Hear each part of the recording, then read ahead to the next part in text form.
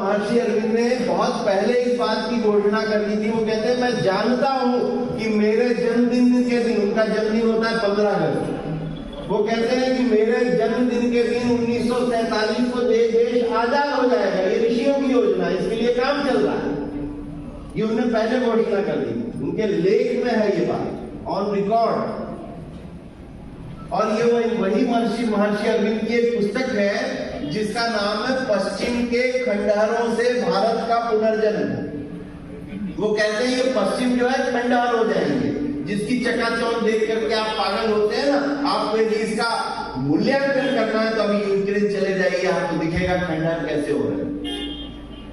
महर्षि अरविंद ने बहुत पहले ही लिख दिया, पश्चिम के खंडहरों से भारत का पुनर्जन्म।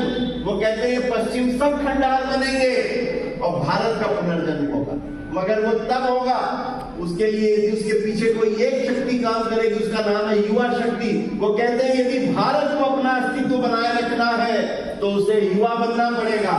ऊर्जा के धारा प्रवाह स्रोत उसमें उड़ेलने होंगे, उसकी आत्मा को वैसा ही बनाना पड़ेगा जैसा वो पुरातन काल में थी। इसलिए मैं आपको पुरातन के गौरव की बात कह रहा था, इसलिए मैं आपको राम का उदाहरण दे रहा था, कृष्ण का उदाहरण दे रहा था, बुद्ध का उदाहरण दे रहा था, चंद्रगुप्त का उदाहरण दे रहा था, शिवाजी का उदाहरण दे रहा था, क्योंकि वो उसी की बात कर रहे हैं कि उसकी आत्मा को फिर से वैसी ही बनाना होगा जैसी वो पुरातन काल में थी, लहरों जैसी विशाल, शक्तिशाली, इच्छानुसार शांत, अपनी इच्छा से शांत है, विक्षुब्ध कर्म अथवा बल का एक महासागर। ऐसा युवा बनना पड़ेगा। फिर मैं कह रहा हूं युवा स्यात्, अपने आप नहीं होगा। 54% आबादी दुनिया की छाती पर सबसे जवान देश। देखिए, एक तरफ महर्षि अरविंद कह रहे हैं कि भारत को युवा बनना पड़ेगा और एक तरफ भगवान ऐसी व्यवस्था बना रहा है कि पूरी दुनिया में भारत को युवा उम्र से बना रहा है। दुनिया की छाती पर सबसे जवान देश है ये भारत। आपको पता है एवरेज एज अभी आप निकालें, इसमें शायद लिखी हो, अभी हम देखेंगे। चीन की एवरेज एज 48 ईयर्स, अमेरिका की एवरेज एज 47 ईयर्स, जापान की एवरेज एज 38 ईयर्स और भारत की एवरेज एज कितनी है जानते हैं? कितनी? 27 ईयर्स। एवरेज एज मतलब वो आप ये मत सोचिएगा कि आदमी जिंदा कितने दिन तक, वो तो बहुत ज्यादा हो गई, बढ़ गई है। ये एवरेज एज की बात हो रही है जो पूरे आयु का औसत जो निकाला जाता है। वर्तमान में यदि भारत की एवरेज एज निकाली जाए तो 27 साल है। दुनिया की छाती पर सबसे जवान देश। और जिस देश में आधे से ज्यादा आबादी, 54% आबादी युवा हो, 90% वर्कफोर्स हो, उस देश की हालत कैसी होनी चाहिए? अक्सर मैं ये प्रश्न पूछता हूं कि किसी घर में माता 4 लड़के हो, 4 बच्चे युवा हो गए हो, उन युवाओं को पालने में पहले उनको बहुत गरीबी से माता पिता ने पाला, बड़े कष्ट से पाला हो, बड़ी मेहनत करके जैसे तैसे पढ़ाया लिखाया, पाला, उनको नौकरी उनको बड़ा किया, पढ़ा लिखा करके। उस बीच में हर कोई बाहर का भी आदमी सता के चला जाता था, कुछ भी बोल के चला जा रहा था। उस समय बेचारे कष्ट में थे। अब 4 लोग युवा हो गए, पढ़ लिख गए, बड़े हो गए, सब चीज अच्छी हो गई। अभी भी घर की हालत वही की वही है, अभी भी घर में खाने का अभाव है, अभी भी 4 आदमी घर को टोक के चले जाते हैं, बहन बेटियों के साथ बुरा बर्ताव करके चले जाते हैं। अभी भी घर में संसाधनों का, घर के छोटे बच्चों में शिक्षा का अभाव हो, तो उन 4 लड़कों पर, 4 युवाओं पर धिक्कार है कि नहीं है ना? तो जहां हम एक तरफ कह रहे हैं कि हमारे देश में आधी से ज्यादा आबादी युवा है और वो उसके बाद भी हमारे देश में वो पिछली समस्याओं की बात करूं, ये समस्याएं भी हैं, तो हमारे ऊपर धिक्कार है कि नहीं है? कि जिस देश में इतने युवा हैं उसके बाद भी हम कह रहे हैं हमारे यहाँ गरीबी है, हमारे यहाँ पर्यावरण का संकट है, हमारे यहाँ अभी भी 26% बच्चे स्कूल नहीं जाते हैं, पढ़ते नहीं है, निरक्षर है, हमारे यहाँ अभी भी नशा है, हमारे यहाँ अभी भी बहुत सारी जो गाँव में बहनें हैं जो नदियां दूषित हो रही हैं, ऐसी बहुत सारी समस्याएं हमारे सामने मुंह बाएं खड़ी हैं, जो मैंने आपसे पहले कहा। और उसके बाद हम कहें हम युवा हैं तो धिक्कार है हम युवा, क्या करें? एक हमारे मिशन के बहुत अच्छे कवि हुए मंगल विजय वर्गीय जी, उनकी पंक्ति यहां लिखी हुई है। उसको समझने के लिए मैं आपसे एक उदाहरण कहूं कि आपके घर में कोई नई वस्तु आती है, जैसे आपके घर में नए पर्दे लगते हैं, किसके पसंद के लगते हैं? किसके पसंद क्या आते हैं? घर में जो नए लोग होते हैं, युवा होते हैं, उनके पसंद का। घर में कोई गाड़ी घोड़ा आता है, किसके पसंद का आता है? घर में कोई नया सामान आ रहा है तो उसमें आपकी नए लोगों की राय ली जा रही, नए लोगों की पसंद का आ रहा है। समाज में ट्रेंड कौन लाता है? आप जैसा खाने लगते हैं तो बड़े लोग भी वैसे ही खाने पीने लगते हैं। जैसे कपड़े आप बच्चे नए पहनने लगते हैं, धीरे धीरे बड़े लोग भी पहनने लगते हैं। पूरी सोसाइटी युवाओं को फॉलो करती है। और यदि समाज पतन की ओर जा रहा है, क्योंकि युवा पतन की ओर जा रहा है, तो इसलिए उन्होंने लिखा कि अब इसी को रिवर्स करके देखें। यदि समाज उधर स्वर्णिम के समय गया तो उधर युवा सृजन की ओर गए, इसलिए समाज सृजन की ओर गया। तो वो कहते हैं स्वर्णिम इतिहास अभी तक का केवल यही बतलाता है, जिस ओर जवानी जाती है उस ओर जमाना जाता है। तो इसलिए आप सबको जागृति का संदेश देने के लिए हम लोग इसलिए आए कि अब बहुत हो गई वो पश्चिम की चकाचौंध। ये बात हो रही है कि तरुण भारत है, भारत की प्रगति युवा कंधों पर है। युवा कौन? तो अभी आदरणीय चिन्मय भाई साहब ने कहा, असंभव जिसके शब्दकोश में नहीं, जो बाधाओं को चीर कर अपना मार्ग बनाता है, जो परिस्थितियों का दास नहीं, निर्माता नियंत्रण करता और स्वामी है, जो भाग्य पर नहीं कर्म पर विश्वास करता है, जो सब कुछ स्वयं करके गौरव अनुभव करता है, विश्व में कुछ अनूठा करना चाहता है, जो जिसमें उत्साह उमंग जोश में जीता है और सुनहरे भविष्य के सपने देखता है। युवा वो है, युवा वो नहीं है। जैसे आप किसी बुजुर्ग व्यक्ति के पास बैठिए, आप बात करिए तो देखिए वो अपने जवानी का बताएंगे। हम तैर के जाते थे पढ़ने, हम दौड़ के स्कूल जाते थे, हमारे जमाने में ये था, हमारे जमाने में वो था। ये बुढ़ापे की पहचान है। छोटे बच्चों से बैठिए तो वो आसमान में उड़ रहा होगा कि मैं ये करूंगा, आज बोलेगा मैं ये करूंगा, कल बोलेगा मैं पायलट बनूंगा, परसों बोलेगा मैं डॉक्टर बनूंगा। तो वो सपने उसके वो बच्चे भविष्य में जी रहे होते हैं। और युवा वो है जो वर्तमान में जीता है, प्रेजेंट की बात करता है, अभी की बात करो, अभी आप क्या करें, तो वर्तमान में जीता है, जिसमें साहस हो, उत्साह हो, उमंग हो, जुनून हो, कुछ नया करने को जिसका अंतस्व चलता है, वो युवा। अब इतनी बड़ी बात है और इसी बात को समझने की आवश्यकता है कि हमको जागृत होकर के और युवा बनना है। अभी हमारे सामने ये सारी समस्याएं खुद की हैं। एक तरफ कह रहे हैं युवाओं के कंधे पर विश्व टिका हुआ है, और युवा किस पे टिका है? अभी इसमें 8-10 लोग हैं जो मोबाइल पे टिके हुए हैं।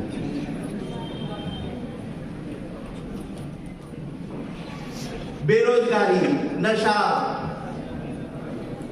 तनाव की ओर ले जाती हुई पश्चिमी जीवन शैली, खान पान, रहन सहन, सब चीजें,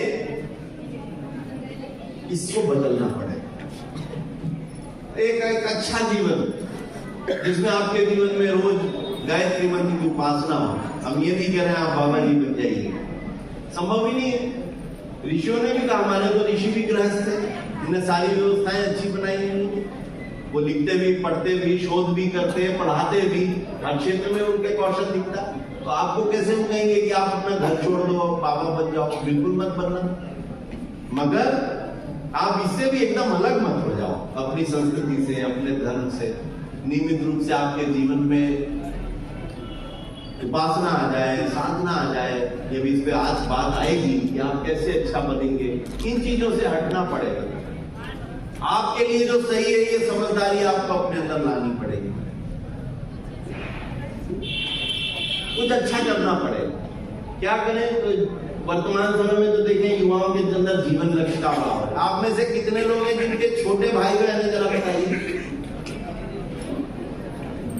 युवा साथी बताए, बड़े लोगों का तो चलिए कोई दिक्कत नहीं है। जो युवा साथी बैठे हैं, कितनों के छोटे, बहुत बढ़िया, बहुत सारे लोगों ने हाथ उठाए। अब मैं हाथ नीचे कर लें। मैं ये कहूं कि आपसे यदि ये पूछा जाए आपके भाई बहनों से, जिनके छोटे भाई बहन हैं, उनसे ये कहा जाए कि आप किसके जैसा बनना चाहते हो, आपके छोटे भाई बहन आपके सिबलिंग से पूछा जाए कि आप किसके जैसा बनना चाहते हो, वो पूरी दुनिया का नाम ले लेंगे आपको छोड़ के। सही है? तो अब शुरुआत यहां से है कि जब आप आदर्श की बात कर रहे हैं तो अभी आदर्श पहले आपको अपना बनना पड़ेगा और अपना इस स्तर पर बनना पड़ेगा कि आपके छोटे भाई बहनों के मुंह से निकले कि मैं अपने भैया और दीदी जैसा बनना चाहता हूं। उस दिन आपका जीवन सफल होगा। आपके आसपास लोग, आपके मोहल्ले के लोग, आपके गांव के लोग, आपके स्कूल के लोग आपके जैसा बनना चाहे, उस दिन आपकी यात्रा सफलता की ओर जाएगी। नहीं तो ये भेड़ चाल है, कोई नहीं जानता। आप बताओ, आपकी 5वीं पीढ़ी के किसी व्यक्ति का नाम आपको पता है? दादाजी के दादाजी के दादाजी का नहीं पता। अब विवेकानंद जी के माताजी का बता दोगे, पिताजी का बता दोगे, विवेकानंद जी का बता दोगे, कैसे बता दोगे? क्यों? क्योंकि उन्होंने अपने लिए आदर्श पहले स्थापित किया और जब वो आदर्श बने तो उन्होंने अपने केवल भाई बहनों तक नहीं, पूरे विश्व के आदर्श बन गए। ये यात्रा है आदर्श बनने। और जब एक बार ये सेट होता है तो फिर कोई एक दो आदमी आपको याद करने वाला नहीं है, पीढ़ियां आपको याद है। नहीं तो फिर तो 3 पीढ़ी के बाद घर के लोग नहीं याद रखते। शादी होने लगती है तो बुजुर्ग लोगों से नाम पूछते हैं कि बताओ फलाने दादा का नाम क्या, नहीं पता है। अरे कम से कम यही याद रखो, बाकी तो छोड़ो। ये भी गौरव का ही विषय है। कौन करेगा समस्याओं का समाधान? तो केवल एक ही उत्तर है, कौन होगा युवाओं का आदर्श? आप खुद। बी एंड में स्वामी विवेकानंद ने एक सूत्र दिया, इसी पर पूरा हमारा युवा आंदोलन काम करता है। आत्मनिर्माण और राष्ट्र निर्माण। अपने लिए अच्छे बनो और समाज के लिए। आप अच्छे बन गए, नहीं हम तो बहुत अच्छे आदमी हैं, तो भैया समाज के लिए भी कुछ अच्छा करो। नहीं हम तो अपना बस अपना करेंगे। तो फिर आपसे जैसे घटिया कोई नहीं है। क्या आप स्वार्थी हैं? आपको समाज के लिए भी करना पड़ेगा, दोनों मिलकर के होगा। स्वामी विवेकानंद जी के लिए तक ये बात आई थी। आप लोगों को ये घटनाक्रम नहीं पता होगा। उनके जीवन का एक बहुत बढ़िया प्रसंग है। जब ठाकुर ने शरीर त्याग दिया, शरीर त्यागने के बाद बहुत डिस्प्यूट हुआ सब लोगों में, और ये लोग शुद्ध होकर के सन्यासियों ने निर्णय किया कि हम लोग अब हनुमान उसमें जाकर के उपासना करेंगे। शारदा मणि को वहां से निकाल दिया गया दक्षिणेश्वर से, वो आकर के एक मंदिर में रहने लगी कोलकाता के, और ये लोग बोले अब हिमालय में जाके साधना करेंगे। और जिस दिन ये जाने वाले थे, ये माँ शारदा मणि के पास गए 13 सन्यासी, और उनके पास जाकर के बैठे और माँ से कहा कि हमको आप आशीर्वाद दे दो। उन्होंने कहा किस बात का? उन्होंने कहा आशीर्वाद ये दे दो कि अब आज से हम लोग हिमालय जा रहे हैं, साधना करेंगे, तब करेंगे, अपने मोक्ष के लिए साधना करेंगे। तो जानते हैं शारदा मणि ने क्या कहा होगा? माँ शारदा ने उन्होंने कहा कि मुझे इस बात का बड़ा दुख है कि मेरे तुम्हारे जैसे स्वार्थी बच्चे, तुम जैसे बच्चों की मैं माँ कहलाई, इस बात का मुझे हमेशा दुख रहेगा। ये स्वामी विवेकानंद से देखिए आई ओपनिंग।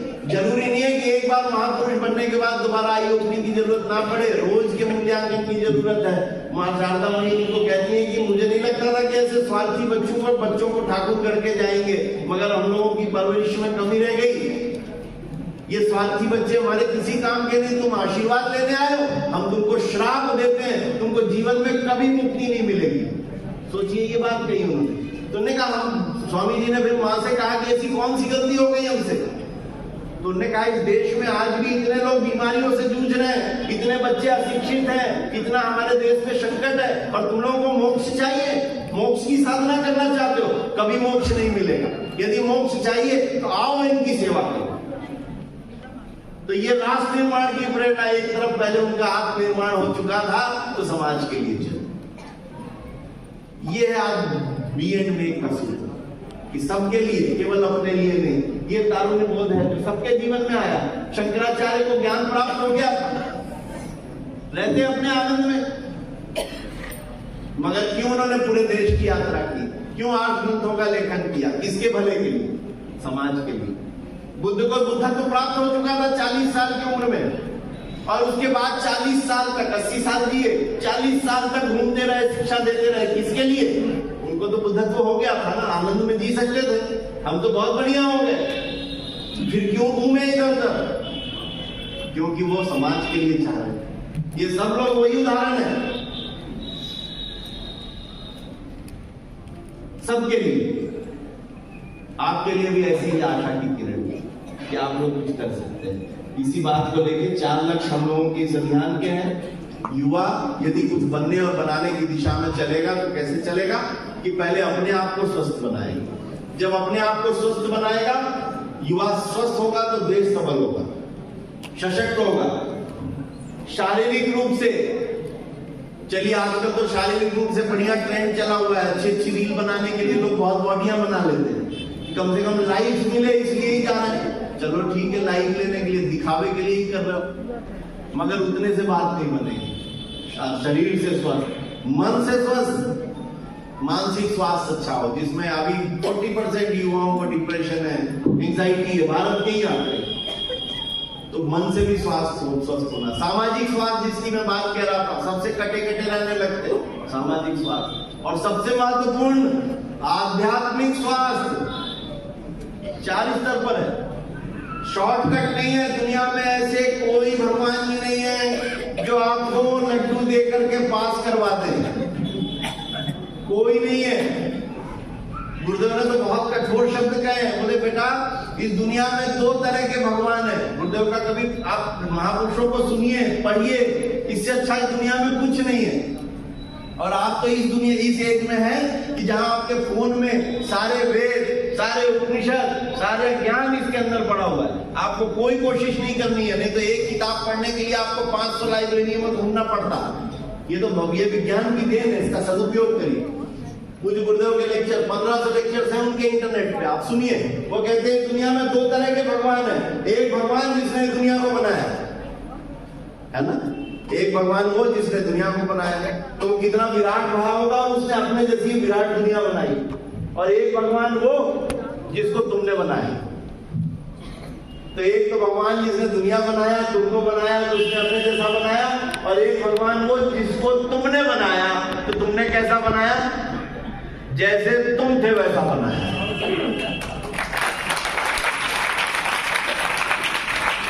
ठेले पर से 5 रुपए के भगवान ले आते हो, गुरुदेव कहते हैं, ठेले पर से 5 रुपए के भगवान ले आते हो, किसी आले पे रख देते हो और आधे घंटे उनकी जी हुजूरी करते हो।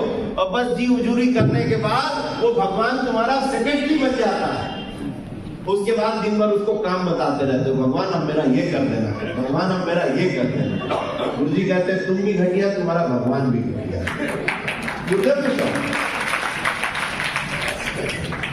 ऐसा भगवान नहीं चाहिए। वो कह रहे हैं वो भगवान वो जो आपको बनने के लिए प्रेरित करे। वो कहते हैं मेरा भगवान तो मुझे सोने नहीं देता। ऐसा भगवान चाहिए। आप सूर्य की उपासना करिए, उसके जैसा बनिए। शॉर्टकट के चक्कर में मत पड़िए, मेहनत करिए, कर्म करिए, उसके बल में भगवान आपको रिटर्न देगा। गुरुदेव कहते हैं आध्यात्मिकता नगद धर्म है। ऐसा नहीं होने वाला कि आज आप पुण्य करोगे, किसी दूसरे लोक में जाके सर्व मिलेगा। गुरुदेव कहते हैं बेटा यही पुण्य करोगे, यही अपने लिए अच्छे कर्म करोगे, साधना करोगे, स्वाध्याय करोगे, संयम करोगे, सेवा करोगे, किसी दूसरे युग में जाने की जरूरत नहीं है। यहीं पर इसका फल तुमको मिलेगा। आध्यात्म एकदम नगद धर्म है, बाहर जाके लेने की कोई जरूरत नहीं है, यही सब कुछ पा सकते हो जो आप चाहते हो। तो वो नगद धर्म की उपासना, आध्यात्मिक स्वास्थ्य ठीक करना, शरीर स्वास्थ्य। शादी नहीं हुआ, गाली देना बंद करिए। सड़क पे चलते, बस में चलते, कहीं पर भी आप उल्टा सीधा कह रहे हैं। आजकल बहुत अच्छा है, आप तो भाई बहन दोनों ही चल रहे हैं इस रास्ते। बचिए इससे, शिष्टता का अनुभव करिए। गुरुदेव कहते हैं ये दुनिया कुएं से आने वाली आवाज के जैसे है। कुएं में कैसी आवाज आती है? मैं बोलूं इनको चालू हो जाएगा तो अभी रिटर्न आता है, वैसे ही कुएं में होता है, रिटर्न आती है आवाज। आप दुनिया के साथ जैसा व्यवहार करेंगे आपके पास रिटर्न आएगा। तो शालीनता, गुरुदेव कहते हैं दूसरों के साथ वो व्यवहार ना करो जो तुम्हें अपने लिए, ये सबसे बड़ा सूत्र है, इसको पालन करें। शालीन युवा होगा तो श्रेष्ठ राष्ट्र होगा। सेवाभावी युवा, केवल अपने, उससे पहले स्वावलंबी की बात कर लेता हूं, अपने पैरों पर खड़े। विशेष रूप से गायत्रीपुर और उत्तर प्रदेश की गतिविधियों और सूचनाओं से जुड़े रहने के लिए हमारे YouTube चैनल युग सृजन को सब्सक्राइब करें। धन्यवाद।